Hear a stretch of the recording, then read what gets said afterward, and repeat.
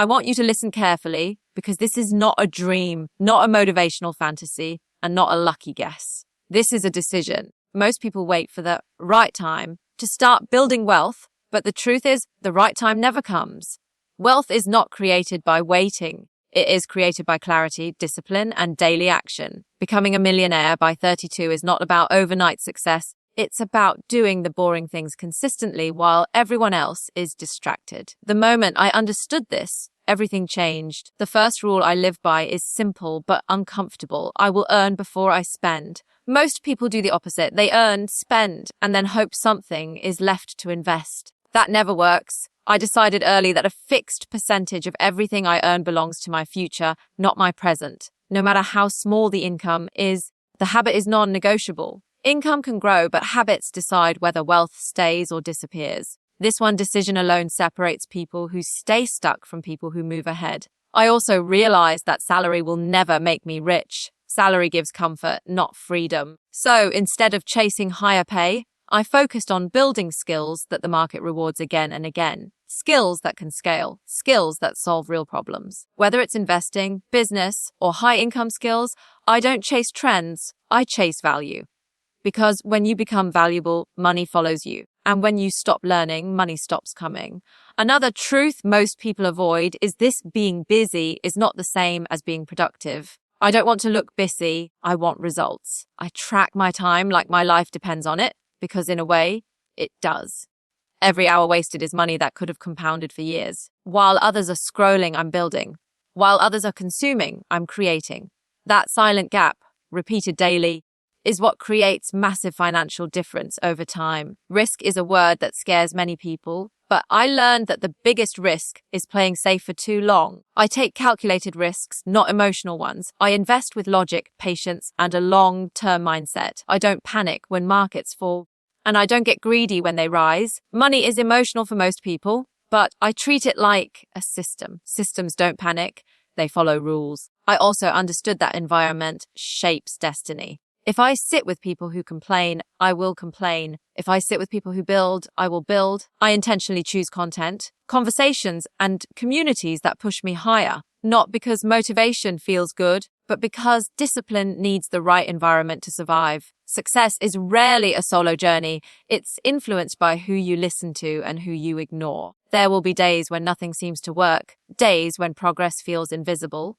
But I remind myself of one powerful truth: compounding is silent in the beginning and unstoppable in the end. The effort I put in today may not show results this year, but it will multiply over time. Quitting early is expensive. Patience is profitable. So when I say I will become a millionaire by 32, it's not arrogance, it's alignment. Alignment between my goals, my habits, my time, and my decisions. I don't need motivation every day. I need commitment. And commitment means showing up even when no one is watching, even when results are slow, even when doubt is loud. Most people believe success starts with motivation, but the truth is far less glamorous and far more powerful. Motivation is temporary, emotional, and unreliable. It comes and goes based on mood, energy, and external validation. Discipline, on the other hand, is quiet, boring, and consistent, and that is exactly why it works. I stopped waiting to feel inspired and started acting as if my future depended on my daily choices, because it does. The moment I understood that comfort is the enemy of growth, my mindset shifted permanently. Comfort feels harmless at first. It tells you to sleep a little longer, spend a little more, delay one important task until tomorrow. None of these decisions look dangerous on their own, but together they slowly steal years of potential. Discipline interrupts that pattern. It forces me to do what needs to be done, even when it's uncomfortable, even when no one is watching, and especially when quitting feels easier. That's the difference between people who talk about success and people who build it. There are days when the progress is invisible. No applause, no instant rewards, no signs that things are moving forward. This is where discipline becomes a competitive advantage, while others stop because they don't feel it anymore. I continue because my goals are bigger than my feelings. Discipline teaches me to respect my future self more than my present emotions. Every time I show up on a hard day, I reinforce an identity. I am someone who finishes what they start. One of the biggest lies sold to people is that balance always comes first. In reality, Imbalance is often required before balance is earned. Discipline means saying no to short-term pleasures so I can say yes to long-term freedom. It means choosing learning over entertainment, saving over showing off, and consistency over excitement. These choices don't make life dull, they make life powerful. Because real confidence doesn't come from motivation, it comes from keeping promises to yourself. I've learned that discipline is not about being extreme, it's about being intentional. It's waking up with a plan instead of reacting to the day. It's tracking progress instead of hoping for results. It's understanding that small actions, repeated daily, shape outcomes more than rare bursts of effort. When discipline becomes routine, excellence stops feeling hard and starts feeling normal. What most people don't realize is that discipline simplifies life. When rules are clear, decisions become easy. I don't negotiate with myself about whether to work, learn, or invest. I've already decided. That clarity saves mental energy and eliminates excuses. The more disciplined I become, the less I rely on willpower, and the more automatic success-oriented behavior becomes. There is a powerful shift that happens when discipline replaces comfort as the default setting. You stop chasing shortcuts and start trusting the process. You stop comparing your timeline to others and focus on your own execution. You understand that success is not a single breakthrough moment, but the result of thousands of ordinary, disciplined actions done consistently over time. Discipline also builds self-respect. Each discipline action is a vote for the person I want to become. Over time, those votes compound into confidence, credibility, and momentum. I no longer need external validation because I know the work is getting done. And when setbacks happen, as they always do, discipline keeps me grounded. I don't panic and I don't quit. I adjust and continue.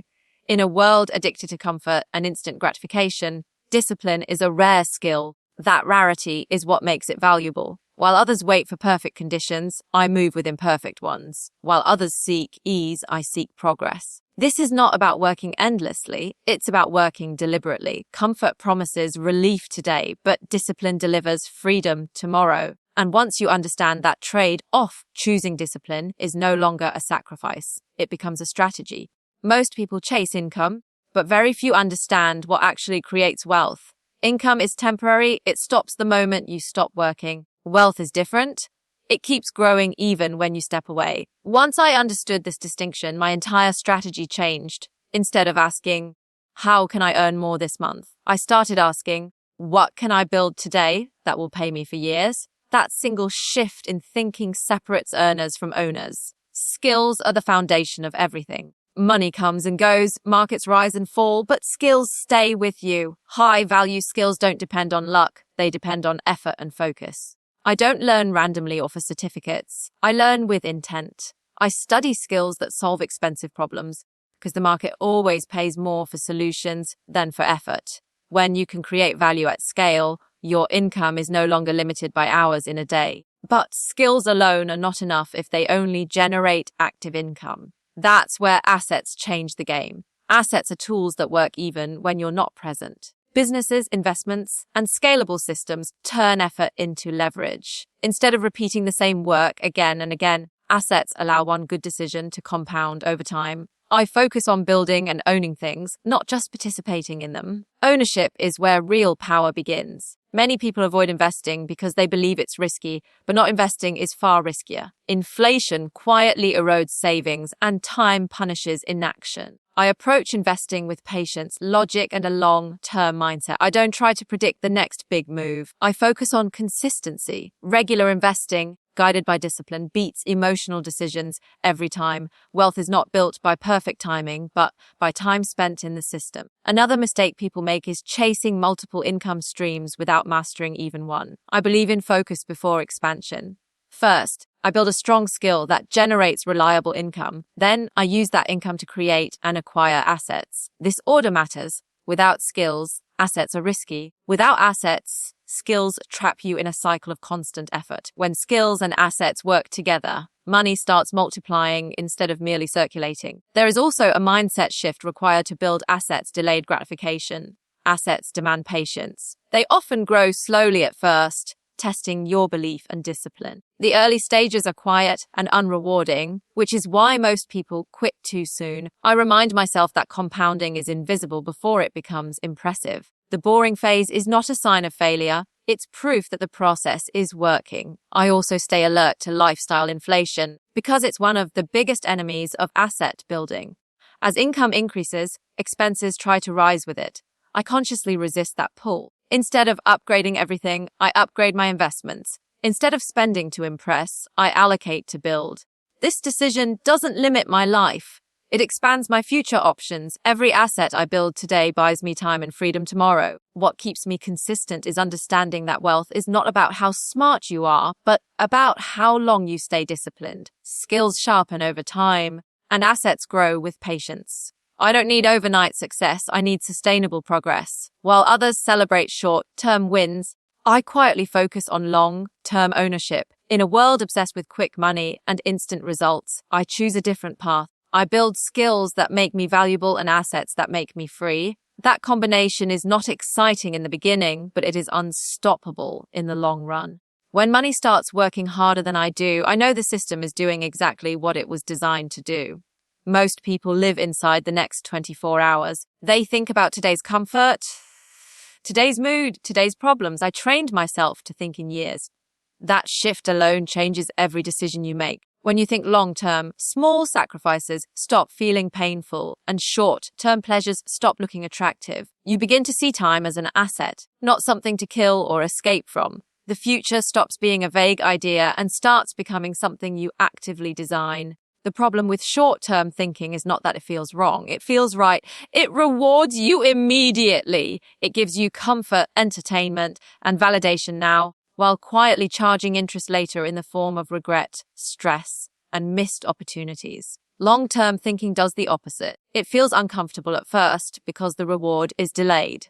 But delayed does not mean denied. It means multiplied. Every time I choose patience over impulse, I'm compounding progress in my favor. I stopped asking, what do I feel like doing today? And started asking, what will this decision look like in 5 years? That one question filters out distractions instantly.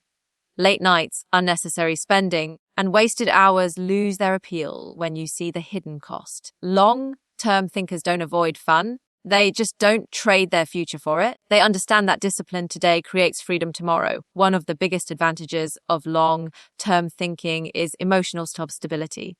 Markets move, opinions change, results fluctuate, but a long-term mindset keeps you grounded. I don't panic when progress slows because I expect it. I don't quit when results are invisible because I know how compounding works. Growth is never linear, and understanding that protects you from emotional decisions that destroy years of effort in a single moment. People often underestimate what they can achieve in 5 or 10 years because they overestimate what they can achieve in one. Long-term thinking corrects that imbalance. Instead of chasing breakthroughs, I focus on systems. Systems don't rely on motivation, they rely on consistency. When systems are in place, success becomes predictable rather than accidental. This is how average effort applied over time produces extraordinary results. Long-term thinkers also develop a different relationship with failure. Failure is no longer a verdict, it's feedback. When you zoom out, setbacks become data points, not stop signs. I don't ask why something failed to work instantly. I ask what it's teaching me for the next iteration. This removes fear from the process. Fear only has power when you believe every mistake is final. Another silent advantage of long-term thinking is patience with people and opportunities. I don't rush partnerships, investments, or decisions just to feel progress. I understand that good opportunities return, but bad decisions compound just as fast as good ones. Waiting is not wasting time when it prevents a costly mistake. In fact, strategic patience often creates better outcomes than aggressive action.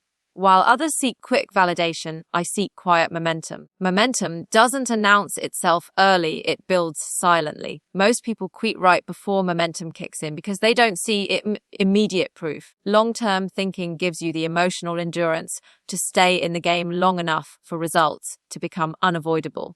By the time success becomes visible, the work has already been done. In a world designed to reward instant gratification, thinking long-term is a rare skill. That rarity makes it powerful. It allows you to play a different game on a different timeline with different rules. I don't compete with people who think week to week. I build for decades. And when time becomes your ally instead of your enemy, success is no longer a matter of luck. It becomes a matter of patience and consistency.